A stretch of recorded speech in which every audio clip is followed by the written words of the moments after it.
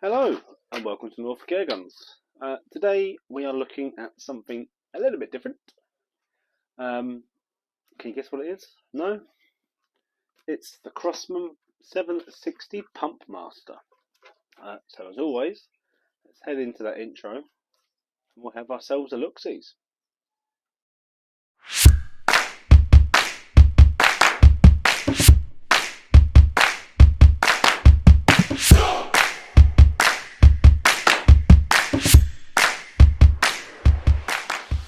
Rightio then. So yes, this is a Crosman 760 Pumpmaster. It's a very small gun, as you can see. Put a little tiny scope on there, little Conus, Norika, sorry, get the right brand. You can get these from quite a few RFDs. This one was loaned to me from Big Dan over at Big Dan Airguns. And they are imported from Range Right, the importers of these rifles. They are what I would class as a garden plinker, but you can obviously use them at a club or a range. It's entirely up to you. But for the sake of this video, we'll be hitting the garden range. So first things first, let's get on to the features, shall we? Right then, so on to the features of the 760. It is a multi-stroke pneumatic rifle, shooting both 4.5 steel BBs and 177 caliber pellets. It has variable power due to the pump, between 350 and 700 foot-pounds, depending on what ammunition and how many pumps you give it, which also gives you greater control over the power and, I suppose, experience with the gun. It is durable, water resistant, and it is plastic design.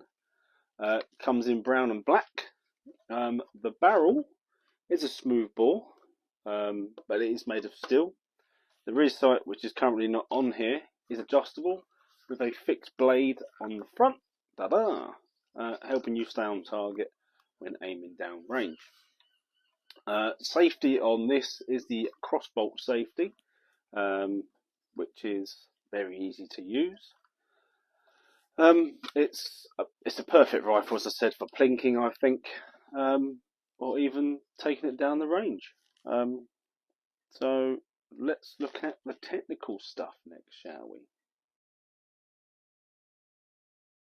Let's talk the technical bits, shall we, on the Crosman. It is a 177 bolt action rifle, which is very simple and easy to use. Simply slide the bolt back. The total length of this is 34 inches or 86.3 centimetres and weighs a whopping 2.10 pounds. It's less than a kilo. So it's perfect for kids to shoot in the back garden or down the range. Thinking. It does come with the Crosman crossbolt safety, which is very simple to use. You press it from the left, around. So press it from the left hand side of the gun, and the safety is on. You press it from the right hand side, and the safety is off, which is also indicated by a red ring around the safety itself. It's made from synthetic and polymer material, which you can definitely feel, and to the microphone you can hear it is. The barrel is a steel smoothbore, capable of firing both 177 pellets and the 4.5mm steel BBs. As I said, the rear sight, has elevation, with the front sight just being a fixed blade. Also comes with a dovetail mount, rails on the top, which a scope can be fitted.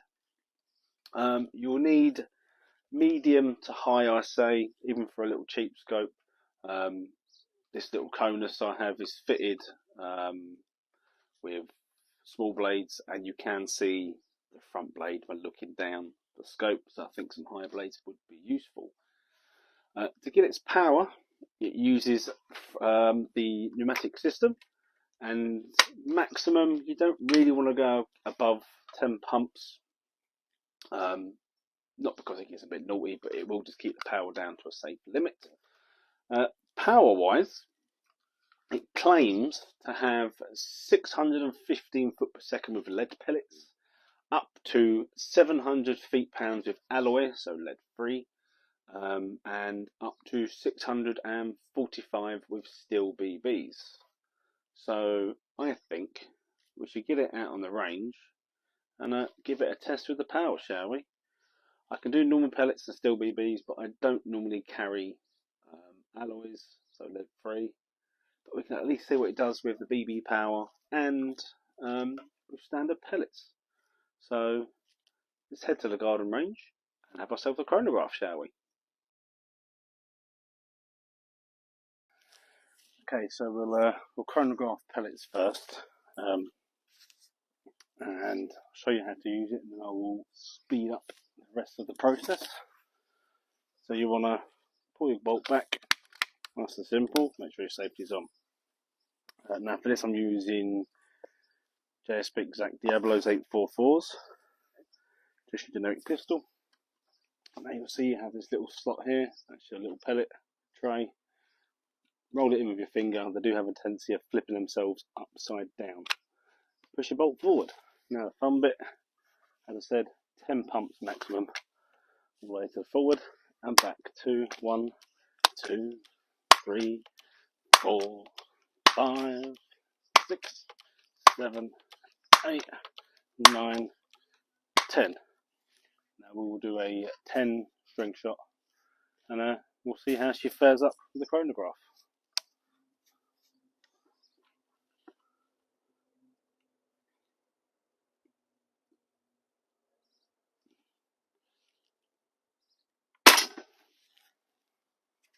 And we'll fast forward the next 10 for the next 9 for you.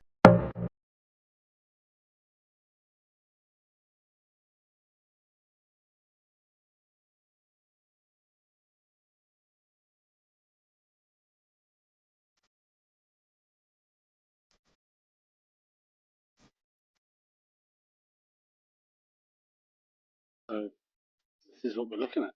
So the first shot was 554.4,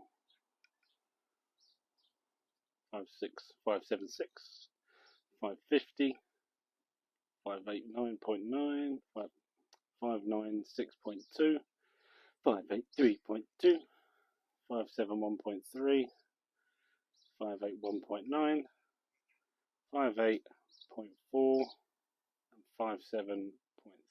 575.3.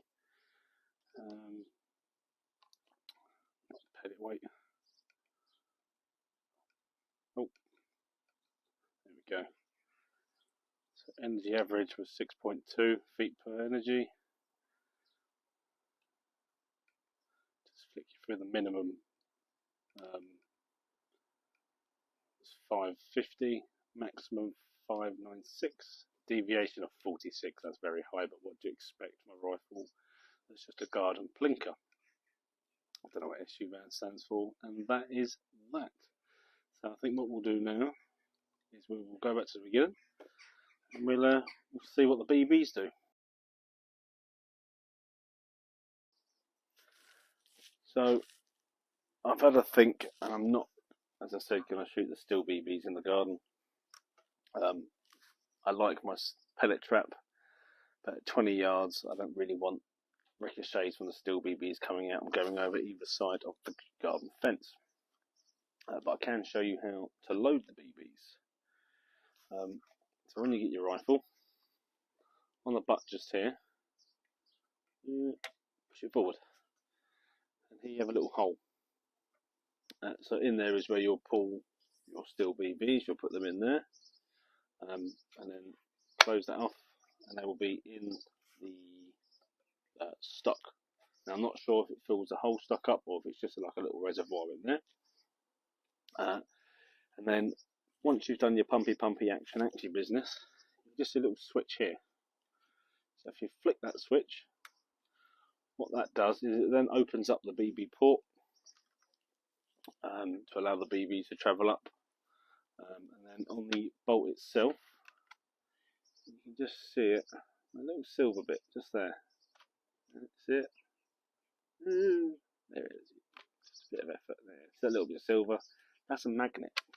So what that will do is then that will hold on to your the BB as you push it in, which, because it comes all the way back,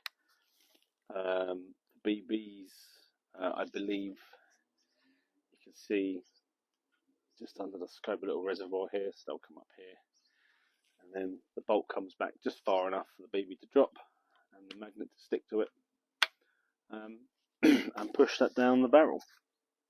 So I think what we'll do now is we'll have a quick accuracy test using the JSBs, because it takes a bloody long to pump this rifle up. Oh, very close. Because it takes so long to pump this rifle up. But yeah, we'll do a couple of shots for an accuracy. We'll do a 5-shot accuracy test, and then we shall go from there. Right, on to the accuracy.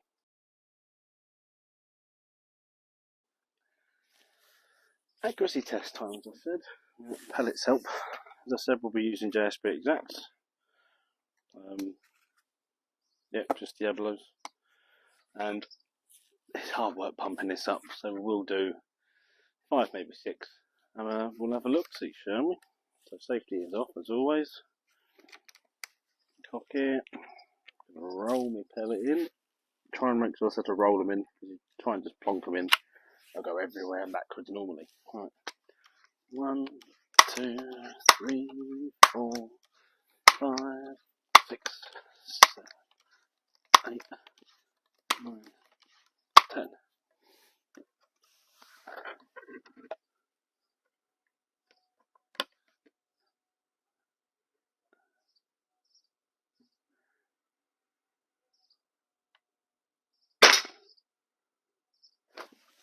What's that? Fast forward time again, I think.